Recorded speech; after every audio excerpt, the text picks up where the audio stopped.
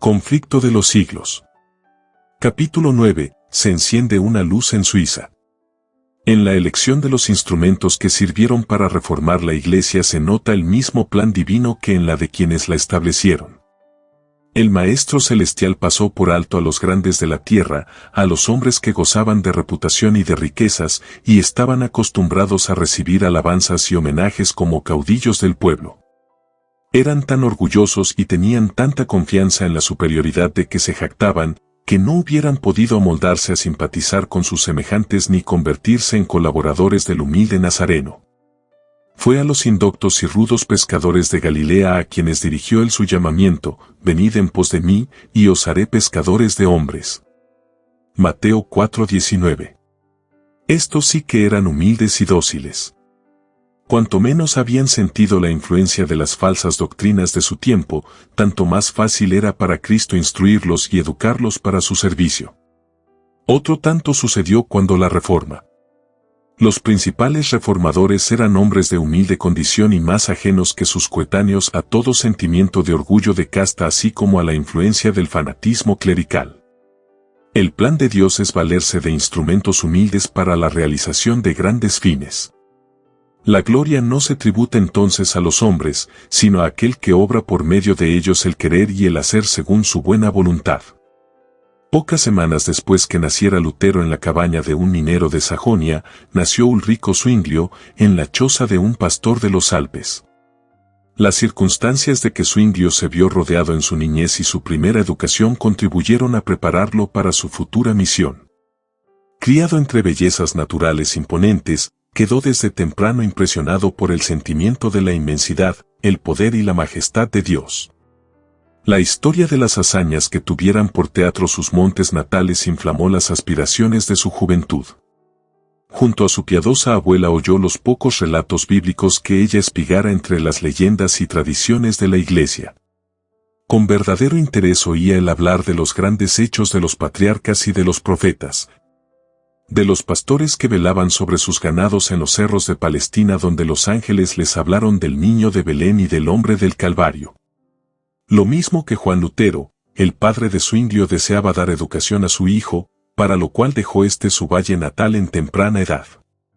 Su espíritu se desarrolló pronto y resultó difícil saber dónde podrían hallarle profesores competentes. A los 13 años fue a Berna, que poseía entonces la mejor escuela de Suiza. Sin embargo, surgió un peligro que amenazaba dar en tierra con lo que de él se esperaba. Los frailes hicieron esfuerzos muy resueltos para seducirlo a que entrara en un convento.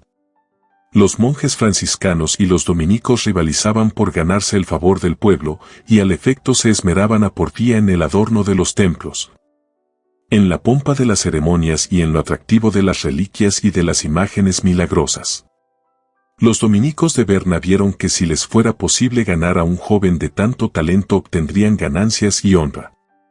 Su tierna juventud, sus dotes de orador y escritor, y su genio musical y poético, serían de más efecto que la pompa y el fausto desplegados en los servicios, para atraer al pueblo y aumentar las rentas de su orden. Valiéndose de engaños y lisonjas, intentaron inducir a Zwinglio a que entrara en su convento. Cuando Lutero era estudiante se encerró voluntariamente en una celda y se habría perdido para el mundo si la providencia de Dios no le hubiera libertado. No se le dejó a Zwinglio correr el mismo riesgo.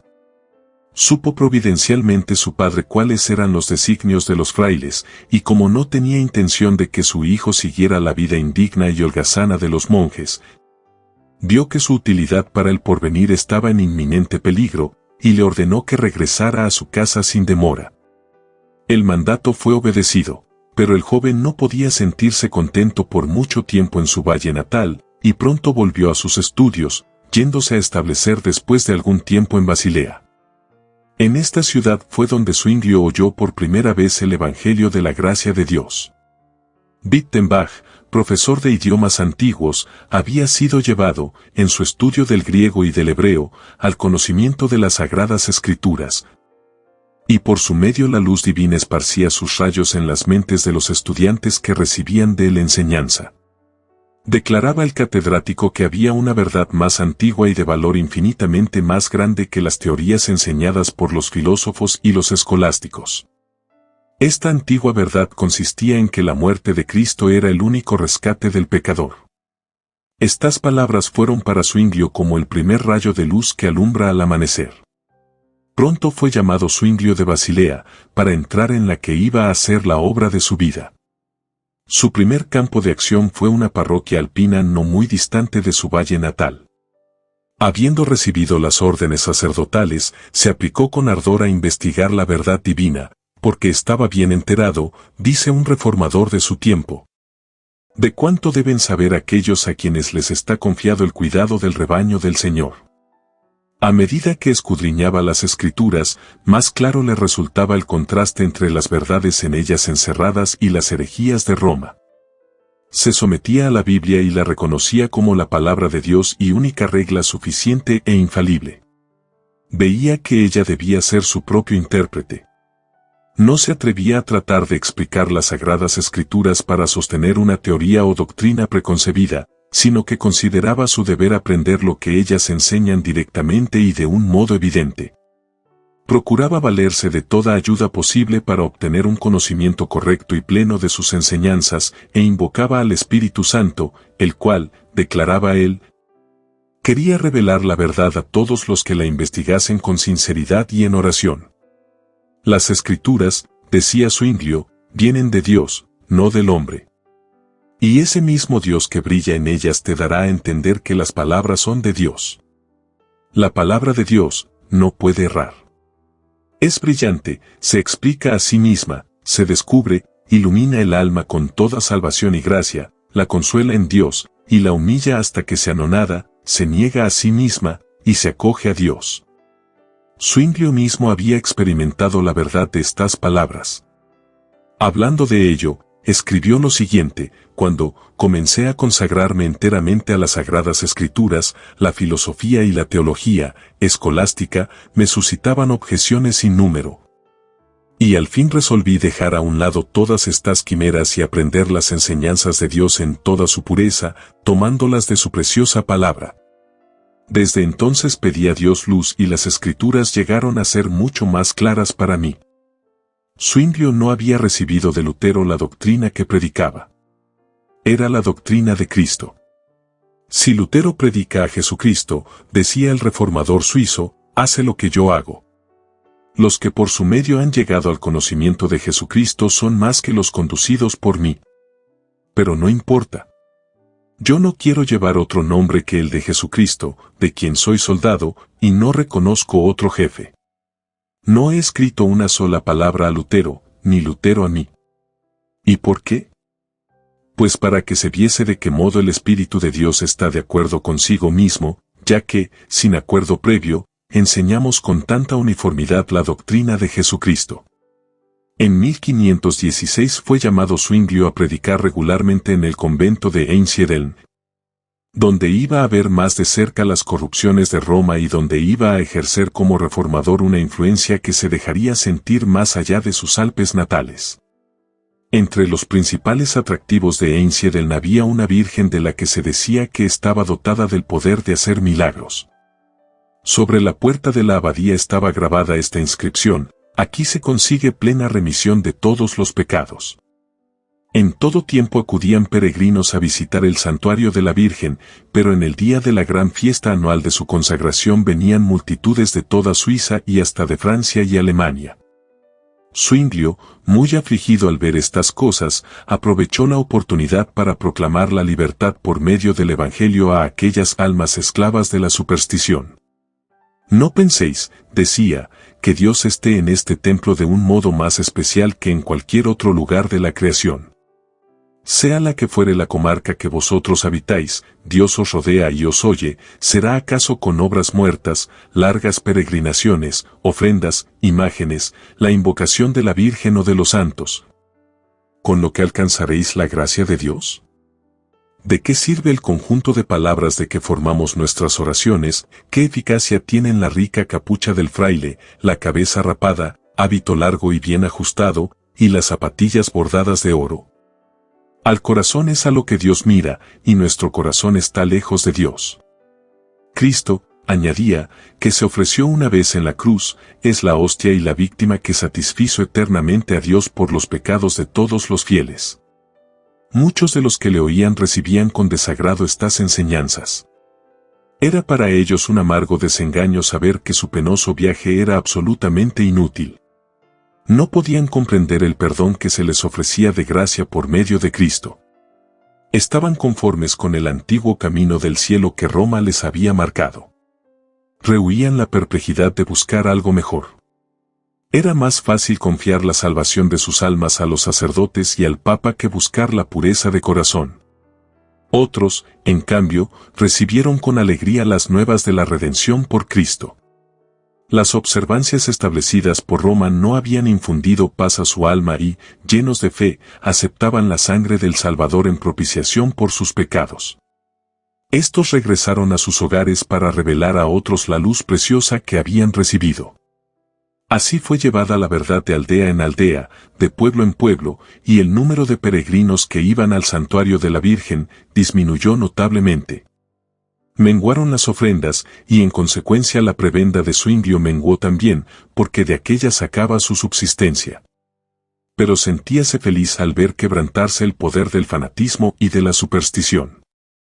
Las autoridades de la Iglesia no ignoraban la obra que Zwinglio estaba realizando, pero en aquel momento no pensaron intervenir. Abrigaban todavía la esperanza de ganarlo para su causa y se esforzaron en conseguirlo por medio de agasajos. Entre tanto la verdad fue ganando terreno y extendiéndose en los corazones del pueblo. Los trabajos de Zwinglio en Einsiedeln le prepararon para una esfera de acción más amplia en la cual pronto iba a entrar. Pasados 3 años, fue llamado a desempeñar el cargo de predicador en la Catedral de Zúrich. Era esta ciudad en aquel entonces la más importante de la Confederación Suiza, y la influencia que el predicador pudiera ejercer en ella debía tener un radio más extenso. Pero los eclesiásticos que le habían llamado a Zúrich, deseosos de evitar sus innovaciones, procedieron a darle instrucciones acerca de sus deberes. Pondréis todo vuestro cuidado, le dijeron, en recaudar las rentas del cabildo, sin descuidar siquiera las de menor cuantía. Exhortaréis a los fieles, ya desde el púlpito, ya en el confesonario, a que paguen los censos y los diezmos, y a que muestren con sus ofrendas cuánto aman a la Iglesia. Procuraréis multiplicar las rentas procedentes de los enfermos, de las misas, y en general de todo acto eclesiástico. Respecto a la administración de los sacramentos, a la predicación y a la vigilancia requerida para apacentar la grey, son también deberes del cura párroco. No obstante, podéis descargaros de esta última parte de vuestro ministerio tomando un vicario sustituto, sobre todo para la predicación. Vos no debéis administrar los sacramentos sino a los más notables, y sólo después que os lo hayan pedido, os está prohibido administrarlos sin distinción de personas. Zwinglio oyó en silencio estas explicaciones, y en contestación, después de haber expresado su gratitud por el honor que le habían conferido al haberle llamado a tan importante puesto, procedió a explicar el plan de trabajo que se había propuesto adoptar. La vida de Jesús, dijo, ha estado demasiado tiempo oculta al pueblo. Me propongo predicar sobre todo el Evangelio según San Mateo, ciñéndome a la fuente de la Sagrada Escritura, escudriñándola y comparándola con ella misma, buscando su inteligencia por medio de ardientes y constantes oraciones. A la gloria de Dios, a la alabanza de su único Hijo, a la pura salvación de las almas, y a su instrucción en la verdadera fe, es a lo que consagraré mi ministerio. Aunque algunos de los eclesiásticos desaprobaron este plan y procuraron disuadirle de adoptarlo, Zwinglio se mantuvo firme. Declaró que no iba a introducir un método nuevo, sino el antiguo método empleado por la Iglesia en lo pasado, en tiempos de mayor pureza religiosa. Ya se había despertado el interés de los que escuchaban las verdades que él enseñaba, y el pueblo se reunía en gran número a oír la predicación. Muchos que desde hacía tiempo habían dejado de asistir a los oficios, se hallaban ahora entre sus oyentes. Inició Zwinglio su ministerio abriendo los evangelios y leyendo y explicando a sus oyentes la inspirada narración de la vida, doctrina y muerte de Cristo. En Zúrich, como en Einsiedeln, presentó la palabra de Dios como la única autoridad infalible y expuso la muerte de Cristo como el solo sacrificio completo. Es a Jesucristo, dijo, a quien deseo conduciros, a Jesucristo, verdadero manantial de salud. En torno del predicador se reunían multitudes de personas de todas las clases sociales, desde los estadistas y los estudiantes hasta los artesanos y los campesinos. Escuchaban sus palabras con el más profundo interés. Él no proclamaba tan solo el ofrecimiento de una salvación gratuita, sino que denunciaba sin temor los males y las corrupciones de la época. Muchos regresaban de la catedral dando alabanzas a Dios. Y decían, es un predicador de verdad, él será nuestro Moisés, para sacarnos de las tinieblas de Egipto. Pero, por más que al principio fuera su obra acogida con entusiasmo, vino al fin la oposición. Los frailes se propusieron estorbar su obra y condenar sus enseñanzas. Muchos le atacaron con burlas y sátiras, otros le lanzaron insolencias y amenazas. Sin embargo, Zwinglio todo lo soportaba con paciencia, diciendo, si queremos convertir a Jesucristo a los malos, es menester cerrar los ojos a muchas cosas. Por aquel tiempo un nuevo agente vino a dar impulso a la obra de la Reforma. Un amigo de esta mandó a Zúrich a un tal Luciano que llevaba consigo varios de los escritos de Lutero. Este amigo, residente en Basilea, había pensado que la venta de estos libros sería un poderoso auxiliar para la difusión de la luz. Averiguad, dijo a Zwinglio en una carta, si Luciano posee bastante prudencia y habilidad. Si así es, mandadlo de villa en villa, de lugar en lugar, y aún de casa en casa entre los suizos, con los escritos de Lutero. Y en particular con la exposición de la oración dominical escrita para los seglares. Cuanto más conocidos sean, tantos más compradores hallarán. De este modo se esparcieron los rayos de luz. Cuando Dios se dispone a quebrantar las cadenas de la ignorancia y de la superstición, es cuando Satanás trabaja con mayor esfuerzo para sujetar a los hombres en las tinieblas y para apretar aún más las ataduras que los tienen sujetos. A medida que se levantaban en diferentes partes del país hombres que presentaban al pueblo el perdón y la justificación por medio de la sangre de Cristo, Roma procedía con nueva energía a abrir su comercio por toda la cristiandad, ofreciendo el perdón a cambio de dinero. Cada pecado tenía su precio, y se otorgaba a los hombres licencia para cometer crímenes, con tal que abundase el dinero en la tesorería de la iglesia. De modo que seguían adelante dos movimientos, uno que ofrecía el perdón de los pecados por dinero, y el otro que lo ofrecía por medio de Cristo, Roma que daba licencia para pecar, haciendo de esto un recurso para acrecentar sus rentas, y los reformadores que condenaban el pecado y señalaban a Cristo como propiciación y redentor. En Alemania la venta de indulgencias había sido encomendada a los dominicos y era dirigida por el infame Tetzel. En Suiza el tráfico fue puesto en manos de los franciscanos, bajo la dirección de un fraile italiano llamado Samson. Había prestado ya buenos servicios a la Iglesia y reunido en Suiza y Alemania grandes cantidades para el tesoro del Papa. Cruzaba entonces a Suiza, atrayendo a grandes multitudes, despojando a los pobres campesinos de sus escasas ganancias y obteniendo ricas ofrendas entre los ricos. Pero la influencia de la Reforma hacía disminuir el tráfico de las indulgencias aunque sin detenerlo del todo. Todavía estaba Zwinglio en Einsiedeln cuando Samson se presentó con su mercadería en una población vecina. Enterándose de su misión, el reformador trató inmediatamente de oponérsele. No se encontraron frente a frente, pero fue tan completo el éxito de Zwinglio al exponer las pretensiones del fraile, que éste se vio obligado a dejar aquel lugar y tomar otro rumbo. En Zúrich predicó Zwinglio con ardor contra estos monjes traficantes en perdón, y cuando Samson se acercó a dicha ciudad le salió al encuentro un mensajero enviado por el consejo para ordenarle que no entrara. No obstante, logró al fin introducirse por estratagema, pero a poco le despidieron sin que hubiese vendido ni un solo perdón y no tardó en abandonar a Suiza. Un fuerte impulso recibió la Reforma con la aparición de la peste o gran mortandad, que azotó a Suiza en el año 1519. Al verse los hombres cara a cara con la muerte, se convencían de cuán vanos e inútiles eran los perdones que habían comprado poco antes y ansiaban tener un fundamento más seguro sobre el cual basar su fe. Zwinglio se contagió en Zúrich y se agravó de tal modo que se perdió toda esperanza de salvarle y circuló por muchos lugares el rumor de que había muerto. En aquella hora de prueba su valor y su esperanza no vacilaron. Miraba con los ojos de la fe hacia la cruz del Calvario y confió en la propiciación absoluta allí alcanzada para perdón de los pecados.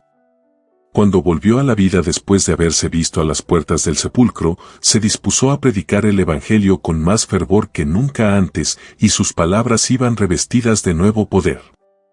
El pueblo dio la bienvenida con regocijo a su amado pastor que volvía de los umbrales de la muerte. Ellos mismos habían tenido que atender a enfermos y moribundos, y reconocían mejor que antes el valor del Evangelio. Zwinglio había alcanzado ya un conocimiento más claro de las verdades de éste y experimentaba mejor en sí mismo su poder regenerador. La caída del hombre y el plan de redención eran los temas en los cuales se espaciaba. En Adán, decía él, todos somos muertos, hundidos en corrupción y en condenación, pero Jesucristo nos ha dado una redención que no tiene fin. Su muerte aplaca continuamente la justicia divina en favor de todos aquellos que se acogen a aquel sacrificio con fe firme e inconmovible. Y explicaba que el hombre no podía disfrutar de la gracia de Cristo si seguía en el pecado. Donde se cree en Dios, allí está Dios, y donde está Dios, existe un celo que induce a obrar bien. Creció tanto el interés en las predicaciones de Zwinglio, que la catedral se llenaba materialmente con las multitudes de oyentes que acudían para oírle. Poco a poco, a medida que podían soportarla, el predicador les exponía la verdad. Cuidaba de no introducir, desde el principio, puntos que los alarmasen y creasen en ellos prejuicios. Su obra era ganar sus corazones a las enseñanzas de Cristo, enternecerlos con su amor y hacerles tener siempre presente su ejemplo, y a medida que recibieran los principios del Evangelio, abandonarían inevitablemente sus creencias y prácticas supersticiosas. Paso a paso avanzaba la reforma en Zúrich. Alarmados, los enemigos se levantaron en activa oposición. Un año antes, el fraile de Wittenberg había lanzado su no al Papa y al emperador en Worms, y ahora todo parecía indicar que también en Zúrich habría oposición a las exigencias del Papa. Fueron dirigidos repetidos ataques contra Zwinglio. En los cantones que reconocían al Papa, de vez en cuando algunos discípulos del Evangelio eran entregados a la hoguera, pero esto no bastaba, el que enseñaba la herejía debía ser amordazado. Por lo tanto, el obispo de Constanza envió 3 diputados al Consejo de Zúrich para acusar a Zwinglio de enseñar al pueblo a violar las leyes de la Iglesia, con lo que trastornaba la paz y el buen orden de la sociedad. Insistía él en que si se menospreciaba la suprema autoridad de la Iglesia, vendría como consecuencia una anarquía general.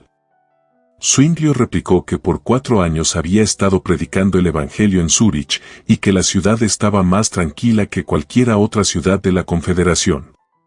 Preguntó, ¿no es, por tanto, el cristianismo la mejor salvaguardia para la seguridad general? Los diputados habían exhortado a los concejales a que no abandonaran la Iglesia, porque, fuera de ella, decían, no hay salvación. Zwinglio replicó, que esta acusación no os conmueva. El fundamento de la Iglesia es aquella piedra de Jesucristo, cuyo nombre dio a Pedro por haberle confesado fielmente. En toda nación el que cree de corazón en el Señor Jesús se salva. Fuera de esta Iglesia, y no de la de Roma, es donde nadie puede salvarse. Como resultado de la conferencia, uno de los diputados del obispo se convirtió a la fe reformada. El consejo se abstuvo de proceder contra Zwinglio, y Roma se preparó para un nuevo ataque. Cuando el reformador se vio amenazado por los planes de sus enemigos, exclamó, que vengan contra mí. Yo los temo lo mismo que un peñasco escarpado teme las olas que se estrellan a sus pies. Los esfuerzos de los eclesiásticos solo sirvieron para adelantar la causa que querían aniquilar. La verdad seguía cundiendo. En Alemania, los adherentes abatidos por la desaparición inexplicable de Lutero, cobraron nuevo aliento al notar los progresos del Evangelio en Suiza. A medida que la reforma se fue afianzando en Zúrich, se vieron más claramente sus frutos en la supresión del vicio y en el dominio del orden y de la armonía. La paz tiene su habitación en nuestro pueblo, escribía Zwinglio, no hay disputas, ni hipocresías, ni envidias, ni escándalos, de donde puede venir tal unión sino del Señor y de la doctrina que enseñamos, la cual nos colma de los frutos de la piedad y de la paz. Las victorias obtenidas por la Reforma indujeron a los romanistas a hacer esfuerzos más resueltos para dominarla. Viendo cuán poco habían logrado con la persecución para suprimir la obra de Lutero en Alemania, decidieron atacar a la Reforma con sus mismas armas. Sostendrían una discusión con Zwinglio y encargándose de los asuntos se asegurarían el triunfo al elegir no solo el lugar en que se llevaría a efecto el acto, sino también los jueces que decidirían de parte de quien estaba la verdad. Si lograban por una vez tener a Zwinglio en su poder, tendrían mucho cuidado de que no se les escapase. Una vez acallado el jefe, todo el movimiento sería pronto aplastado. Este plan, por supuesto, se mantuvo en la mayor reserva. El punto señalado para el debate fue Baden, pero Zwinglio no concurrió. El Consejo de Zúrich, sospechando los designios de los papistas y advertido del peligro por las horrendas piras que habían sido encendidas ya en los cantones papistas para los confesores del Evangelio, no permitió que su pastor se expusiera a este peligro. En Zúrich estaba siempre listo para recibir a todos los partidarios de Roma que ésta pudiera enviar, pero ir a Baden, donde poco antes se había derramado la sangre de los martirizados por causa de la verdad, era lo mismo que exponerse a una muerte segura. Ecolampario y Haller fueron elegidos para representar a los reformadores, en tanto que el famoso Dr. Eck, sostenido por un ejército de sabios doctores y prelados, era el campeón de Roma. Aunque Zwinglio no estaba presente en aquella conferencia, ejerció su influencia en ella. Los secretarios todos fueron elegidos por los papistas y a todos los demás se les prohibió que sacasen apuntes, so pena de muerte. A pesar de esto, Zwinglio recibía cada día un relato fiel de cuanto se decía en Baden. Un estudiante que asistía al debate escribía todas las tardes cuántos argumentos habían sido presentados y otros 2 estudiantes se encargaban de llevar a Zwinglio estos papeles, juntamente con cartas de Ecolampario. El reformador contestaba dando consejos y proponiendo ideas. Escribía sus cartas durante la noche y por la mañana los estudiantes regresaban con ellas a Baden. Para burlar la vigilancia de la guardia en las puertas de la ciudad, estos mensajeros llevaban en la cabeza sendos canastos con aves de corral, de modo que se les dejaba entrar sin inconveniente alguno. Así sostuvo Zwinglio la batalla contra sus astutos antagonistas. Ha trabajado más, decía Miconius, meditando y desvelándose, y transmitiendo sus opiniones a Baden, de lo que hubiera hecho disputando en medio de sus enemigos. Los romanistas, engreídos con el triunfo que esperaban por anticipado, habían llegado a Baden luciendo sus más ricas vestiduras y brillantes joyas. Se regalaban a cuerpo de rey, cubrían sus mesas con las viandas más preciadas y delicadas y con los vinos más selectos. Aliviaban la carga de sus obligaciones eclesiásticas con banqueteos y regocijos. Los reformadores presentaban un pronunciado contraste, y el pueblo los miraba casi como una compañía de pordioseros, cuyas comidas frugales los detenían muy poco frente a la mesa. El mesonero de Ecolampario, que tenía ocasión de espiarlo en su habitación, le veía siempre ocupado en el estudio o en la oración y declaró admirado que el hereje era muy piadoso. En la conferencia, Eck subía orgullosamente a un púlpito soberbiamente decorado, en tanto que el humilde Ecolampario, pobremente vestido, estaba obligado a sentarse frente a su adversario en tosca plataforma. La voz estentórea de aquel y la seguridad de que se sentía poseído, nunca le abandonaron. Su celo era estimulado tanto por la esperanza del oro como por la de la fama, porque el defensor de la fe iba a ser recompensado con una hermosa cantidad. A falta de mejores argumentos, recurría a insultos y aun blasfemias. Ecolampario, modesto y desconfiado de sí mismo, había rehuido el combate, y entró en él con esta solemne declaración: no reconozco otra norma de juicio que la palabra de Dios. Si bien de carácter manso y de modales corteses, demostró capacidad y entereza. En tanto que los romanistas, según su costumbre, apelaban a las tradiciones de la Iglesia, el reformador se adhería firmemente a las Escrituras. En nuestra Suiza, dijo, las tradiciones carecen de fuerza a no ser que estén de acuerdo con la Constitución, y en asuntos de fe, la Biblia es nuestra única Constitución. El contraste entre ambos contendientes no dejó de tener su efecto. La serena e inteligente argumentación del reformador, el cual se expresaba con tan noble mansedumbre y modestia, impresionó a los que veían con desagrado las orgullosas pretensiones de Eck. El debate se prolongó durante 18 días. Al terminarlo los papistas cantaron victoria con gran confianza, y la Dieta declaró vencidos a los reformadores y todos ellos, con Zwinglio, su jefe, separados de la Iglesia. Pero los resultados de esta conferencia revelaron de qué parte estuvo el triunfo. El debate tuvo por consecuencia un gran impulso de la causa protestante, y no mucho después las importantes ciudades de Berna y Basilea se declararon en favor de la reforma.